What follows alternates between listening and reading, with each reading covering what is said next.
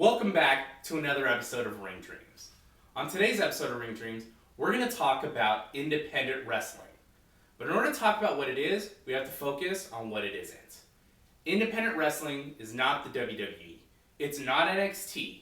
It's not New Japan Pro Wrestling. And it's not TNA. Independent wrestling is Pro Wrestling Guerrilla. Independent wrestling is Ring of Honor. Independent wrestling is Combat Zone Wrestling.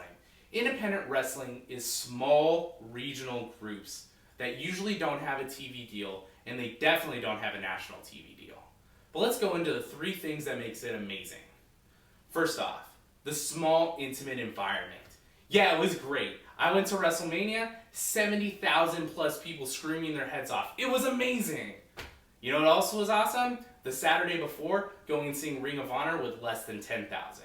But all of those 7,000 or whatever that were there were all massive wrestling fans. And that was cool in itself because everybody could talk to anybody about anything. We talked Bullet Club, we talked Young Bucks, we talked about things that I couldn't talk about at WrestleMania. The second thing they have is unique personalities. Let's be honest. WWE has a lot of great personalities, but they were all made mostly in the independents. CM Punk, one of the biggest wrestlers of the last 20 years, was CM Punk in Ring of Honor. He forged his way there. Look at Dean Ambrose. He was Johnny Moxley. Let's look at our current champion, Seth Rollins. Seth Rollins was in Ring of Honor. He was Tyler Black. He learned how to be Seth Rollins before he was even Seth Rollins in the independent scene because they let characters grow. Also, the biggest thing that they have going for them is that it's independent wrestling. It's an alternative.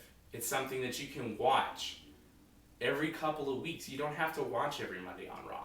And that's what makes it amazing.